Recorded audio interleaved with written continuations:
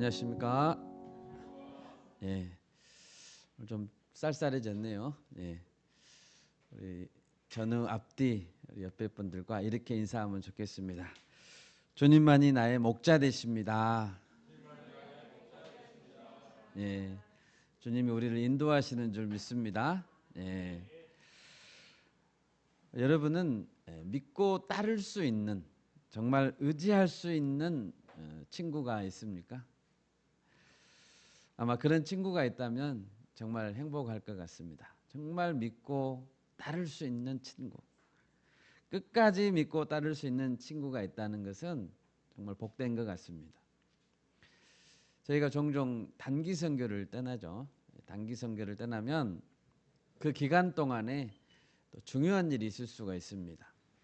예를 들면 학생 같으면 학교에 어떤 내야 되는 서류가 그 기간 동안에 있을 수도 있고, 또 직장에서도 그 기간 동안 해야 될 일이 있을 수도 있고, 또 집에도 어떤 일이 있을 수가 있는데, 그것을 내가 이분께 맡기고 잘 해결해 달라고 맡기고 떠날 수 있다면 참 좋은 것 같습니다.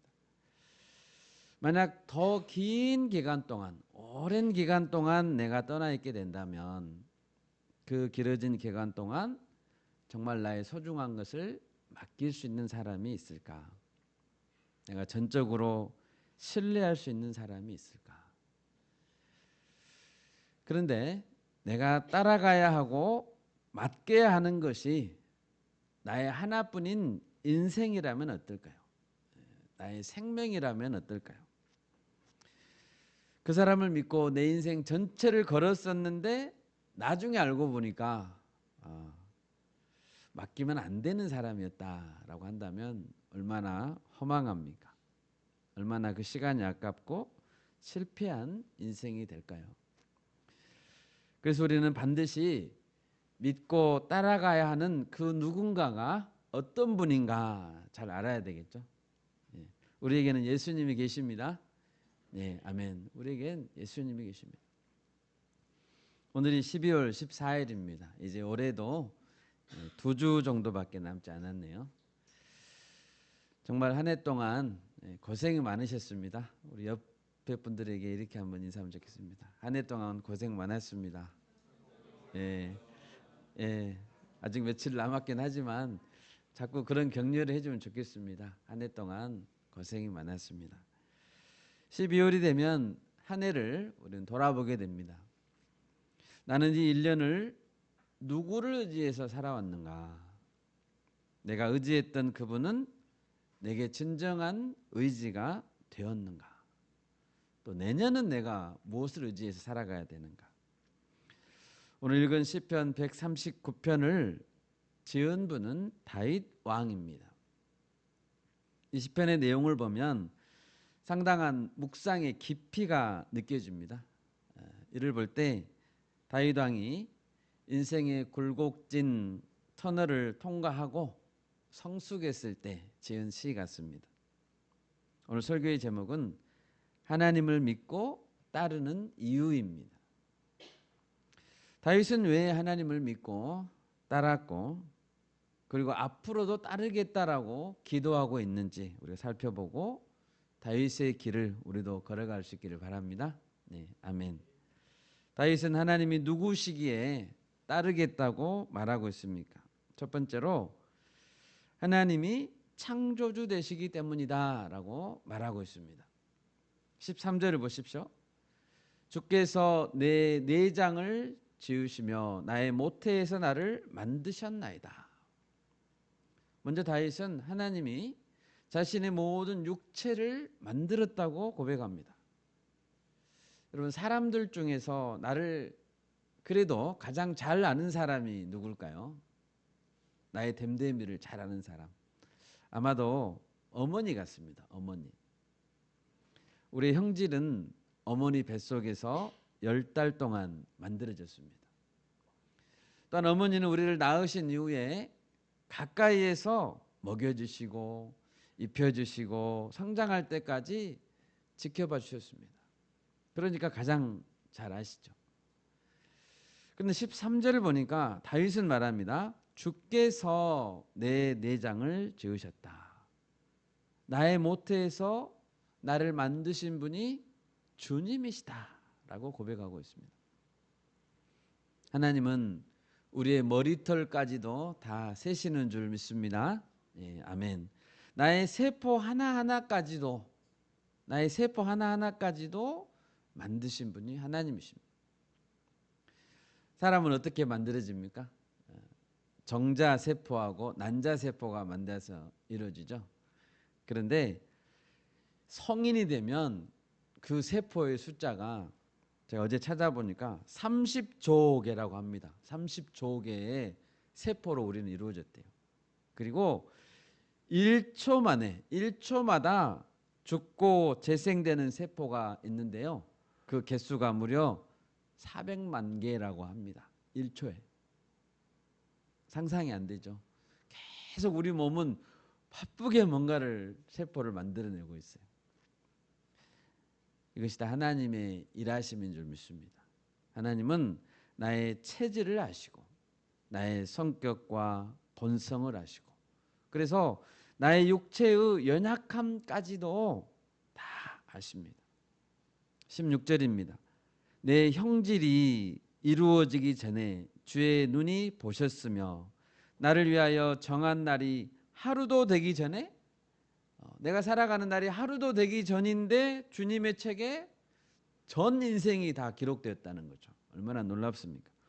하나님은 우리를 통으로 보고 계십니다. 통으로. 하루하루 이렇게 보는 게 아니고 전체 인생을 통으로.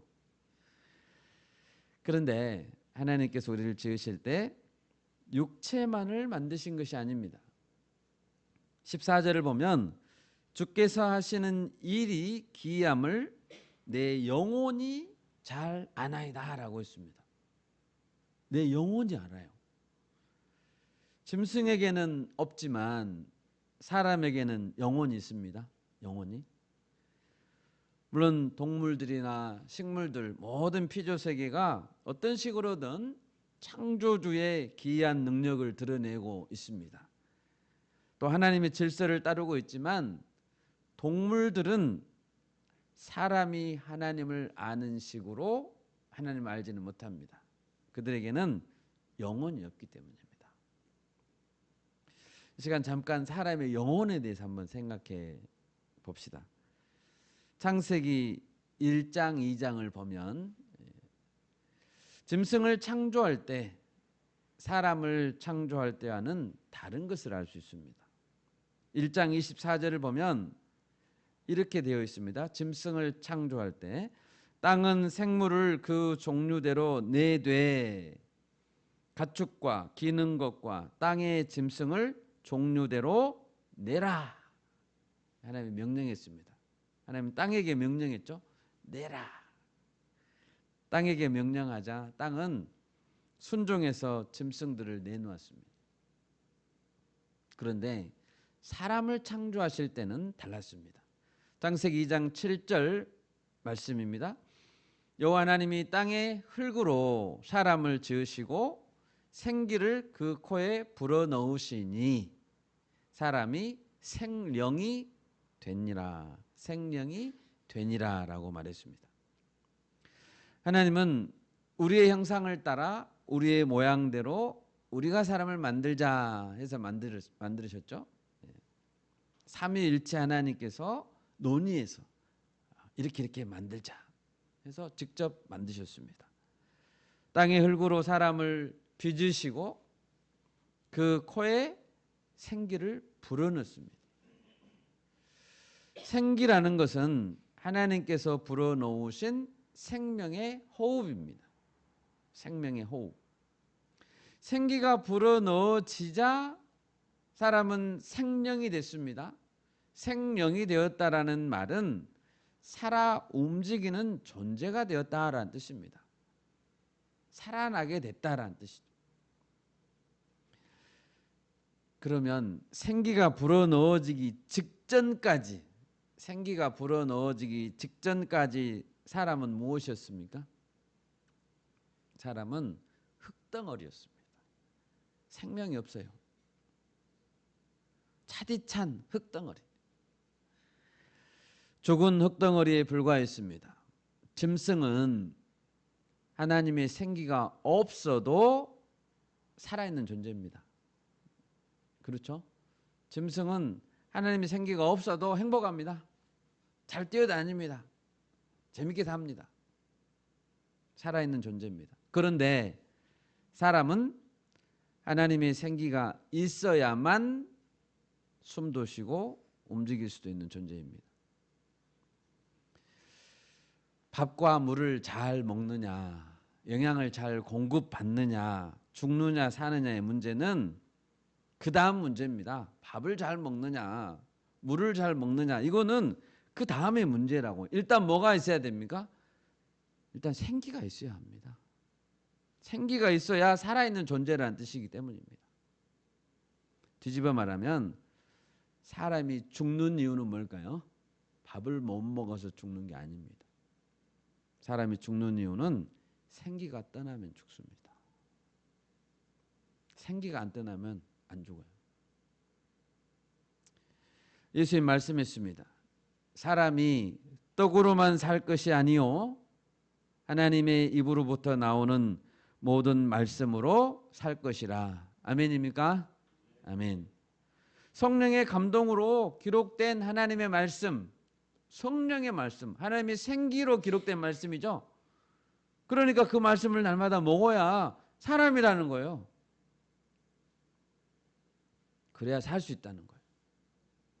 하나님의 생기, 곧 영이 우리 가운데 들어와 있을 때 살아가는 존재, 그것이 사람입니다. 그러니까 사람의 본질은 영이죠. 영혼입니다. 다윗은 14절에서 말했습니다. 주께서 하시는 일이 기이함을 내 영혼이 잘 아나이다. 어떻게 다윗은 주님께서 하시는 일을 알게 됐을까요? 아나이다라고 고백했잖아요. 어떻게 주님이 하시는, 하나님이 하시는 일을 다윗이 알게 됐을까요? 시편 139편 7절 8절을 보십시오. 내가 주의 영을 떠나 어디로 가며 주의 앞에서 어디로 피하리까? 주의 영을 떠날 수 없다는 이야기죠.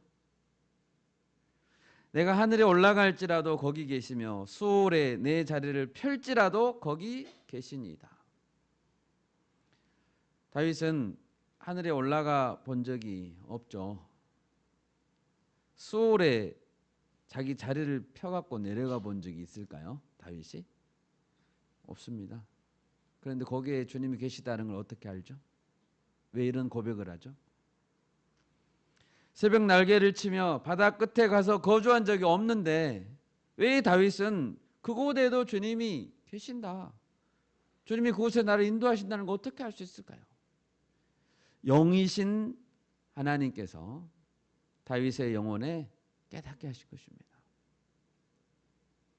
사무엘상을 보면 사무엘이 다윗에게 처음 기름을 붓죠. 왕이 되라고 기름을 붓습니다.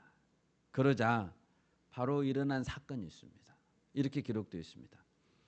기름을 부었을 때 다윗이 여호와의 영에게 크게 감동되었다. 하나님은 사람에게 영으로 감동을 줄 수 있습니다.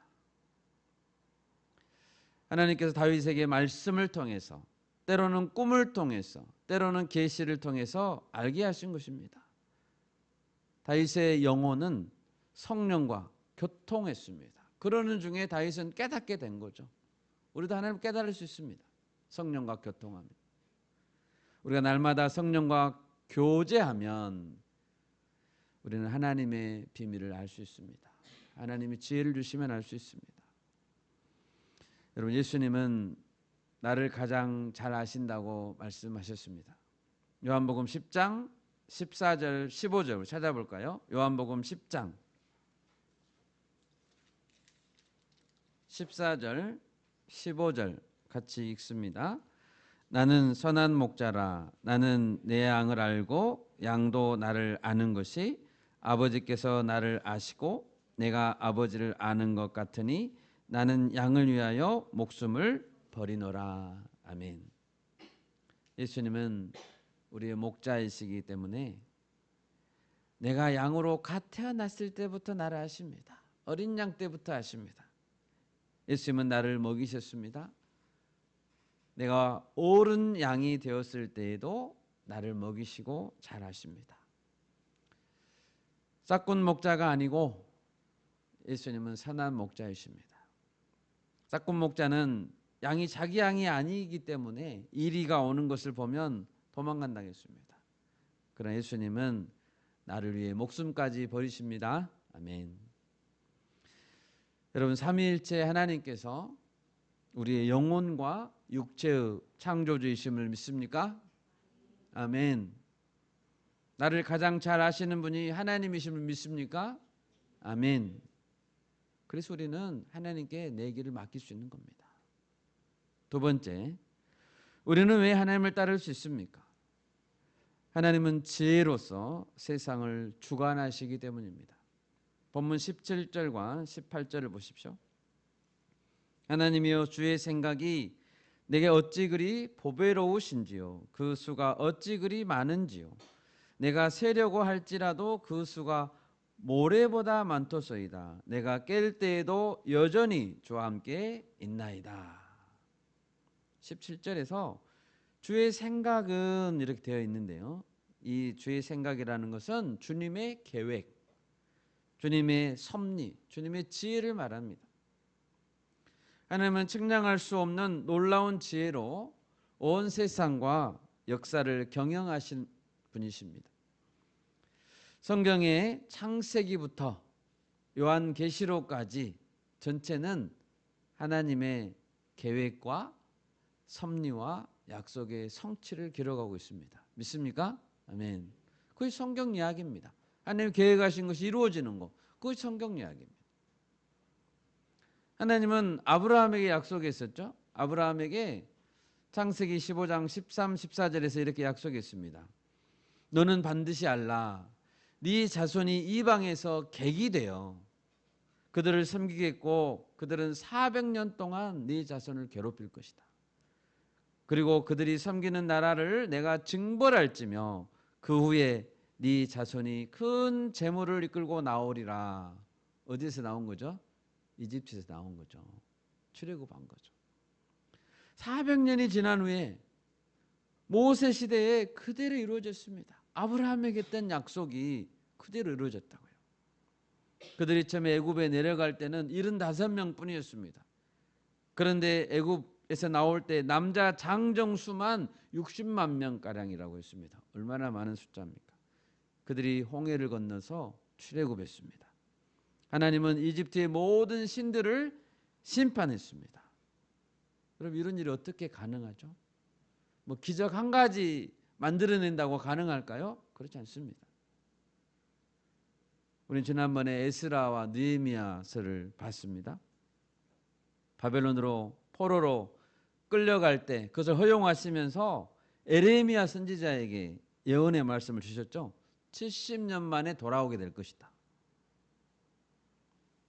하나님은 그 시간이 되자 페르시아 제국 고레스 왕의 마음을 움직였습니다. 그리고 그 약속을 정확하게 이루셨습니다. 하나님은 그런 분입니다. 아멘. 네. 하나님은 그런 일을 할 수 있어요. 온 세상을 다스리시고 수천 수만 개의 역사적 사건을 조합하실 수 있고 수많은 사람들의 생각을 움직일 수 있습니다. 하나님 그런 분입니다. 다른 신이 어떻게 이런 일을 할 수 있습니까? 지금까지 일어난 성경 예언의 성취의 절정은 예수님의 오심이었죠. 예수님의 초림 사건입니다. 요한복음 5장 39절에서 예수님이 말했습니다. 너희가 성경에서 영생을 얻는 줄 생각하고 성경을 연구하거니와 이 성경이 곧 내게 대하여 증언하는 것이니라. 내게 대하여 예언한 것이고 그것을 내가 성취한 것이다라고 말씀하고 있습니다. 엠마오로 가는 두 제자, 예수님은 그들에게 성경을 풀어주면서 말씀했습니다. 내가 너희와 함께 있을 때에 너희에게 말한 바 곧 모세의 율법과 선지자의 글과 시편에 나를 가리켜 기록된 모든 것이 이루어져야 하리라 한 말이 이것이라. 성경에 기록된 말씀은 단 한 글자, 한 단어도 틀리지 않습니다. 다 이루어진다고 예수님 말씀했습니다. 이 예수님이 이제 우리에게 약속하고 있습니다. 어떤 약속을 주고 계십니까? 어떤 약속이 남았죠? 요한계시록 맨 마지막 장에 내가 진실로 속히 오리라 라고 했습니다. 보라, 내가 속히 오리니 내가 줄 상이 내게 있어. 각 사람에게 그가 행한 대로 갚아주겠다. 약속입니다. 여러분 믿으시죠? 아멘. 이걸 믿으라고 성경을 주신 거예요. 다 지금까지 성취됐는데 이제 성취될 건 남았어요. 그겁니다. 여러분, 예수님은 오실까요? 안 오실까요? 오십니다. 반드시 오십니다. 우리가 그 오실 주님을 바라볼 때 그 관점에서 내 인생을 바라봐야 됩니다. 예수님 오시는데 난 어떻게 살 건가? 그리고 내가 오늘 어떻게 살아야 될지를, 그 예수님이 오시는데 어떻게 살아야 될지를 오늘 결정해야 되는, 그 관점에서 바라봐야 되는 것입니다. 그러면서 따라야 되는 것입니다. 마지막 셋째로, 우리는 왜 하나님을 따를 수 있습니까? 하나님은 공의로운 심판주이시기 때문입니다. 본문 19절입니다. 하나님이여 주께서 반드시 악인을 죽이시리이다. 피 흘리기를 즐기는 자들아 나를 떠날지어다. 다윗은 인생을 살면서 많은 전쟁을 했죠. 골리앗과 싸웠고 사울에게 쫓겨다녔고 나중에는 자기 아들 압살롬에 의해서 예루살렘에서 쫓겨나야 했습니다. 다윗은 평생을 살면서 배운 게 있는데요. 그것은 하나님이 반드시 악인을 죽인다는 사실이었습니다. 다윗은 여호와의 군대를 모욕하는 골리앗을 향해서 달려들었죠. 골리앗을 향해서 너는 칼과 창과 단창으로 내게 나아오거니와 나는 만군의 여호와의 이름, 네가 모욕하는 이스라엘 군대의 하나님의 이름으로 내게 나아간다. 여러분, 하나님의 이름을 모욕하는 자는 반드시 망합니다. 아멘. 반드시 망합니다. 반드시 하나님이 그 생명을 빼앗아 버립니다. 하나님을 모욕했기 때문에 하나님은 다윗의 손을 통해서 골리앗의 생명을 찾으신 거예요. 모욕했기 때문에 하나님은 악인을 죽이십니다. 다윗은 사울 왕을 죽일 수 있는 기회가 여러 번 있었습니다. 사울 왕을 두 번이나 있었죠. 한 번은 옷자락을 뱉고 또 한 번은 그 옆에 있던 창과 물병만 가지고 나왔습니다. 하나님의 기름 부음 받은 자를 치는 것이 하나님께서 금지하신 것이다 라고 말하면서 죽이지 않았습니다. 그랬죠. 부하들은 죽입시다 했는데 다윗은 하나님께 맡겼죠. 여러분, 그러면 그 사울 왕을 누가 죽였습니까? 하나님이 죽였습니다. 전쟁에 나갔는데 누군가 쏜 화살에 맞았습니다. 누가 쐈는지 모릅니다. 성경에 이름 안 나옵니다. 적군이 쐈는데 그 쏜 화살에 맞아서 중상을 입었습니다. 그리고 중상을 입어서 도망갈 수가 없으니까 자기 칼 위에 자기가 엎드려서 죽었다고 했습니다. 사울 왕 누가 죽였습니까? 하나님이 죽였습니다. 주님은 반드시 악인을 죽이십니다. 압살롬은 노새를 타고 가다가 머리카락이 많았죠. 그래서 상수리 나무에 걸려버렸습니다. 머리카락이. 그래서 대롱대롱 매달려 있다가 죽임을 당했습니다. 누가 죽였습니까? 하나님이 죽였습니다. 다윗은 말합니다. 피 흘리기를 즐기는 자들아 나를 떠날지어다. 20절 이하에 계속 보시면 그 피 흘리기를 즐기는 자들은 주를 대하여 악하게 말하는 자들이고 주의 이름으로 헛되이 맹세하는 자들입니다. 주의 이름을 모르는 자들이 아닙니다. 헛되이 맹세하는 자들이에요. 주의 이름을 알아요. 아는데 헛되이 맹세해요. 마치 에서처럼 망령된 자들이죠. 망령된 자들. 21절에 보면 그들은 주를 치러 일어나는 자들입니다.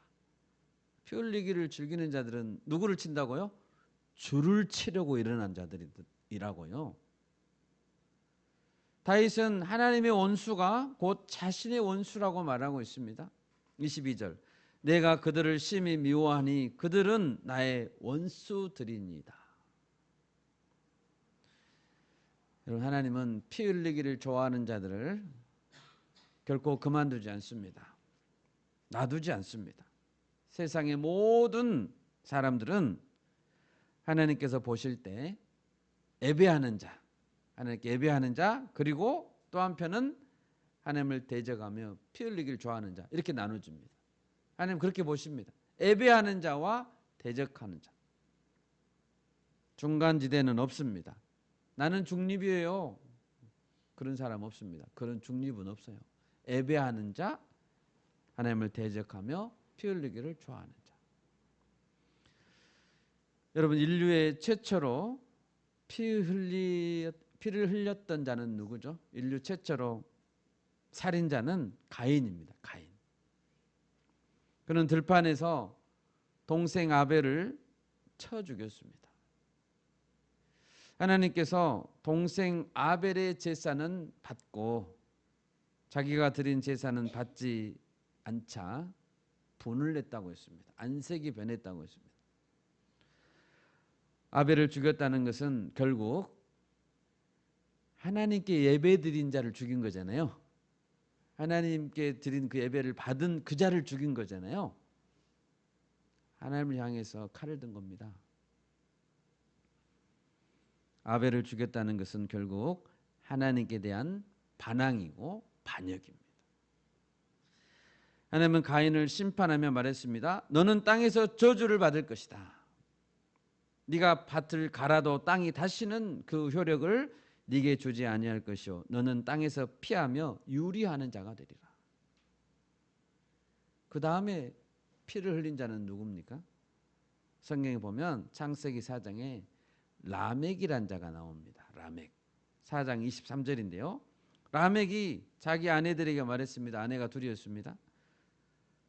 아다와 실라여 내 목소리를 들으라. 라멕의 아내들이여 내 말을 들으라. 나의 상처로 말미암아 내가 사람을 죽였고, 너가 상처를 입혔는데 나는 죽여버렸다는 거죠. 나의 상함으로 말미암아 소년을 죽였도다. 라멕은 피 흘리기를 좋아하는 자였습니다. 그렇게 죽여놓고 아내들에게 자랑하잖아요. 노아와 그 가족이 홍수 심판이 끝나고 처음 예배를 드립니다. 처음 예배를 드렸을 때 하나님은 그들에게 다시 복을 주시며 명령했습니다. 생육하고 번성하여 땅에 충만하라. 처음 아담에게 주셨던 그 명령을 다시 주신 거죠. 노아에게. 그런데 아담에게 주지 않았던 말씀을 노아에게는 추가했습니다. 노아에게는 다른 명령을 주셨습니다. 추가해서 창세기 9장 5, 6절을 찾아보겠습니다. 창세기 9장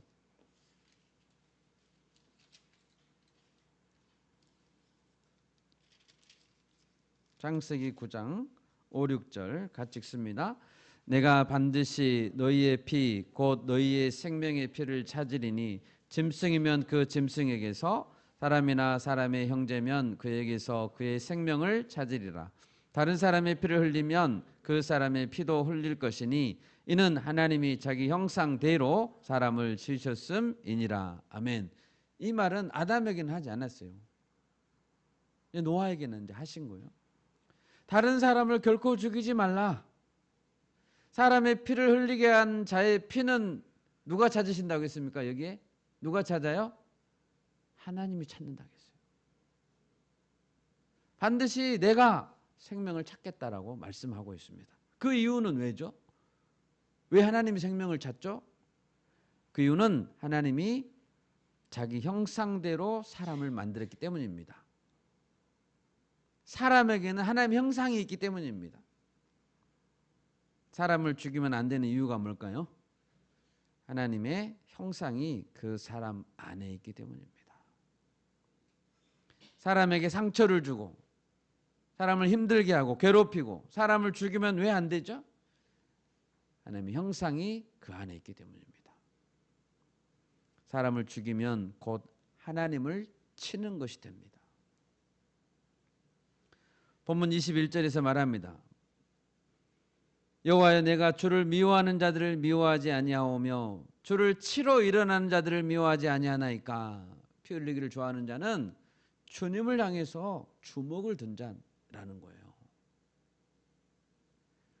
가인과 라멕에 이어서 내려오는 그 피 흘리는 자들의 영적 계보는 누구에게 이어질까요? 가인과 라멕에서 누구에게 이어지죠? 창세기 10장에 보면 니무롯이라는 사람이 나옵니다. 니무롯. 창세기 10장 9절에 보면 니무롯은 유명한 사냥꾼이었습니다.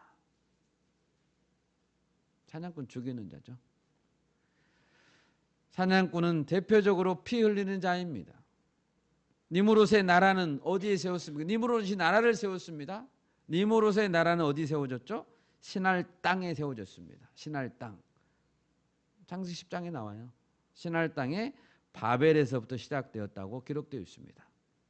그곳에 사람들이 뭘 세웠죠? 바벨탑을 세웠습니다.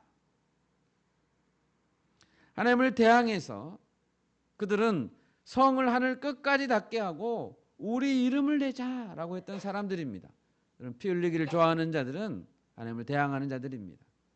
창조주 하나님 이름을 높여야 될 그 자들이 자신의 본분을 잃어버리고 자기 이름을 내고자 모의를 했습니다. 얼마나 악한 자들입니까? 하나님은 그냥 두시지 않았죠. 흩어버렸죠. 마침내 피 흘리기를 즐기는 자들은 누구까지 죽였습니까? 하나님의 독생자 예수 그리스도까지 죽였습니다.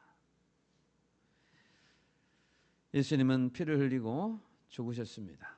그리고 예수님의 길을 따르는 자들도 죽었습니다. 스데반도 죽었고 야고보 사도도 피 흘려 죽었고 수많은 순교자들이 피 흘려 죽었습니다. 하나님은 그들의 피를 결코 묵인하지 않으실 것입니다. 하나님은 아벨의 피를 묵인하지 않았습니다. 하나님이여, 주께서 반드시 악인을 죽이시리이다. 아멘. 아멘. 우리는 하나님의 자녀들입니다. 우리를 위해 가장 사랑하는 독생자까지 하나님은 주셨습니다. 우리를 위해, 나를 위해. 그런 하나님이 우리가 당하고 있는데 바라만 보고 계시겠습니까? 참으라고는 하시는데 끝까지 바라만 보시지는 않죠. 여러분 조금만 더 참으십시오. 네, 아멘. 조금만 더 참으십시오. 하나님이 반드시 악인을 심판하실 것입니다. 시편 1편에 복 있는 사람에 대해서 말했습니다. 복 있는 사람, 악인들의 꾀를 따르지 아니하며 죄인들의 길에 서지 아니하며 오만한 자들의 자리에 앉지 않는 자라고 했습니다. 대부분의 사람들은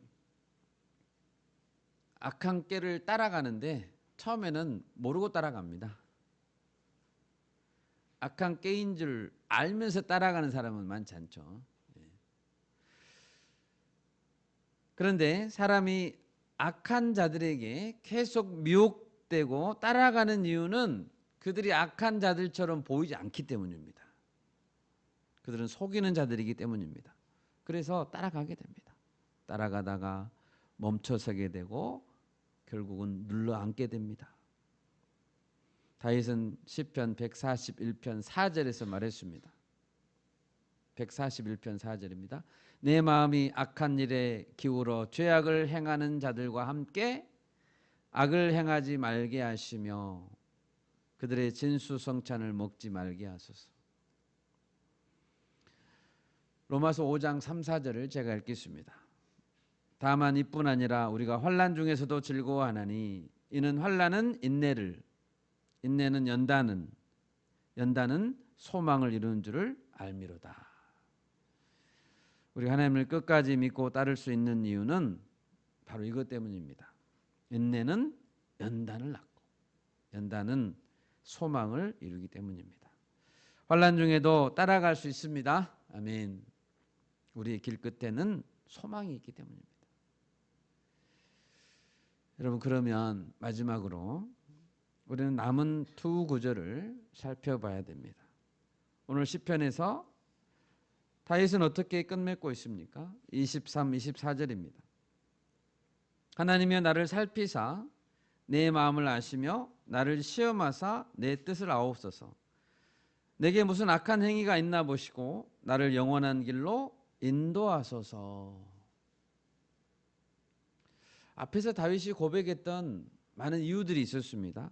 나를 아시는 하나님, 지혜로 세상을 다스리시는 하나님, 악인을 심판하시는 하나님.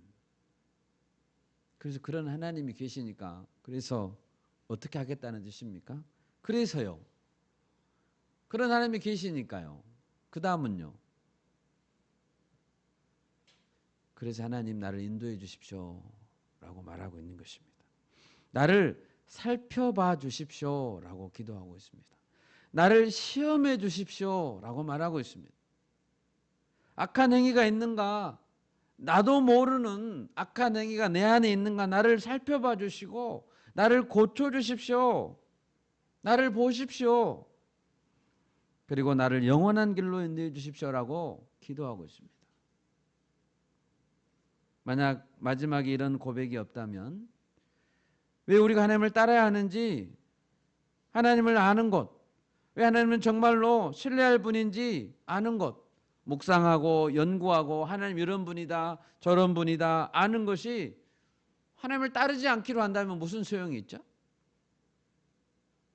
하나님 이렇게 좋은 분이다, 창조주다, 다 아신다, 심판자다. 그래서요, 묵상하고 끝낼 겁니까? 좋으신 하나님, 참 좋으신 나의 하나님 찬양하고 눈물 흘리면 끝입니까? 무엇이 이어져야 됩니까? 23절에서 내 뜻을 아옵소서라고 했습니다. 여기서 내 뜻이라는 것은 나의 불안한 생각들이라는 의미입니다. 내가 주님만을 따르고자 할 때 내 속에서는 두려워하는 마음이 생깁니다. 불안한 마음이 생깁니다. 정말 주님을 따라도 될까요? 이런 마음이 생깁니다. 주님을 따르지 않고자 하는 악한 생각들, 그리고 실제적인 악한 행위들, 나의 게으름과 나의 불신과 반항하는 행동들, 그런 것들이 여전히 내게 있다는 것입니다. 이때 우리는 무엇을 해야 됩니까? 기도하고 결단해야 됩니다. 주님, 그것들을 살펴보시고 지금 내 생각들을 제거해 주십시오. 수술해 주십시오. 수술대 위에 눕는 거죠. 내가 나를 살펴봐 주십시오. 그래서 악한 것들을 제거해 주십시오. 이제부터는 주님만을 따르고 주님이 가셨던 십자가의 길로 가게 해 주십시오. 마지막에 그랬죠. 나를 영원한 길로 인도하소서. 그 길을 가지 않는다면 앞에 묵상했던 모든 것이 아무 의미가 없습니다. 하나님께서 나를 아시고 나의 생각을 초월하는 지혜로 세상을 통치하시고, 그러면 어떻게 살아야 됩니까? 이제는 걱정하지 말고 십자가의 길로 가야 됩니다. 아멘? 가야 합니다. 이 이야기를 하고 있는 겁니다. 걱정하지 말고 그냥 편안하게 너 하고 싶은 대로 살아라. 하나님 이렇게 좋은 분이니까 너 하고 싶은 대로 살아라. 이야기가 아니에요. 원수들은 내가 알아서 처리할 테니까 너는 예수님 따라 십자가 길로 가라. 그 이야기를 하고 있는 겁니다.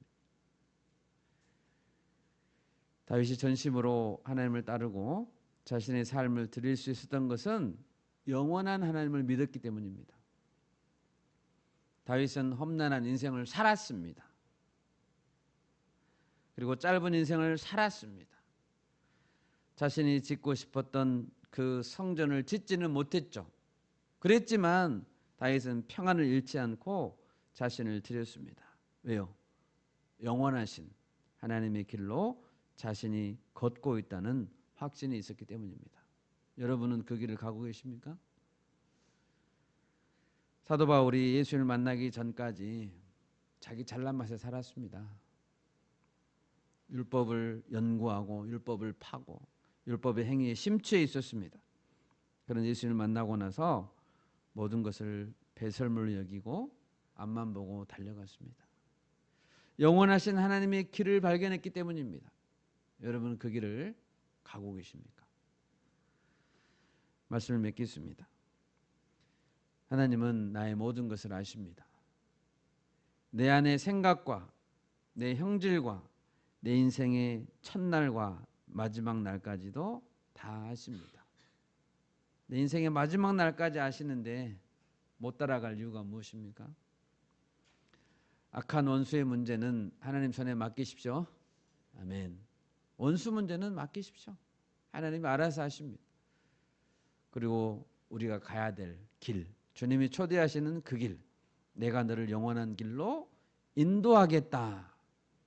나를 따라오라 라고 말씀하시면 따라갑시다. 아멘. 세상 염려를 내려놓고 날마다 나의 악한 행위를 하나님 앞에 올려드리고 제거해 주십시오 라고 맡기고 내 인생의 모든 계획, 내 인생의 운전대를 하나님께 맡겨드릴 수 있기를 바랍니다. 제가 기도하겠습니다.